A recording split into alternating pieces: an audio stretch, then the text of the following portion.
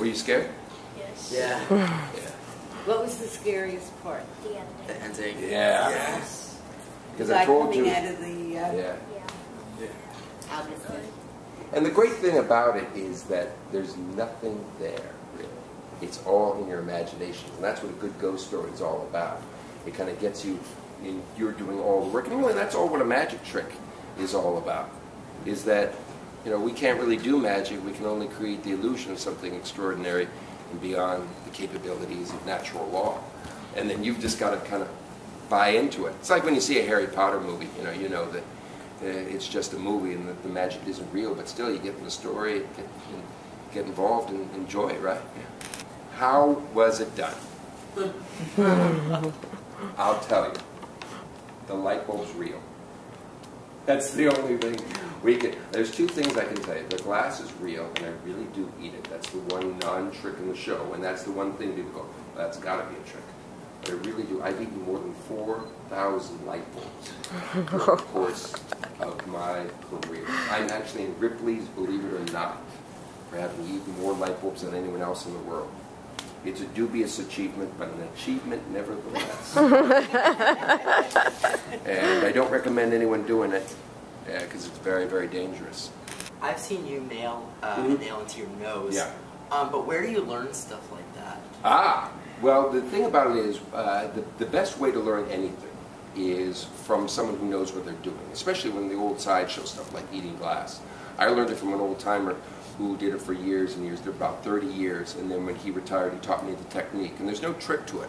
Whatever you do, don't try. Yeah, but don't try. There is a way of chewing it up and swallowing it so it doesn't cut up the mouth and throat. And there's a diet and regimen I go through every day that keeps the glass moving through my system.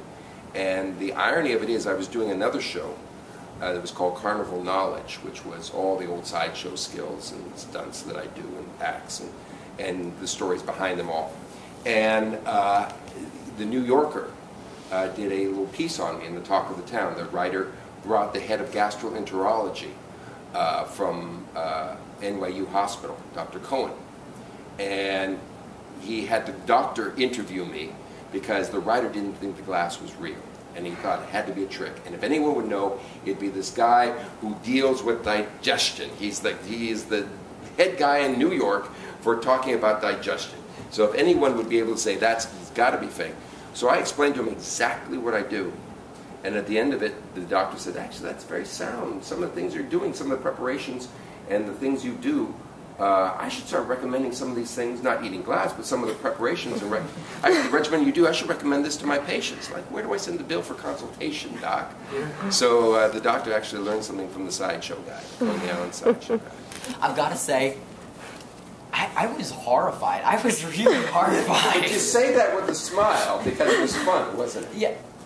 Looking back on it, it's a lot more fun than it was when I was in the dark. Because, you know, the dark, that's just built into us to be afraid of that. It's just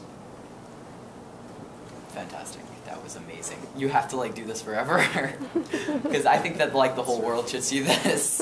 Yeah, we agree. We agree. There you go.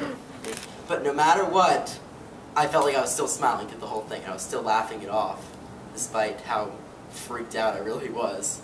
So cool. That's great. That's what we want. That's what we tried to do with Play Dead.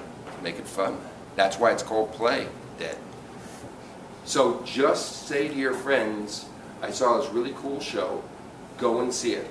And then when they ask you, what is it like, say it's like Spider-Man, but better. Yeah.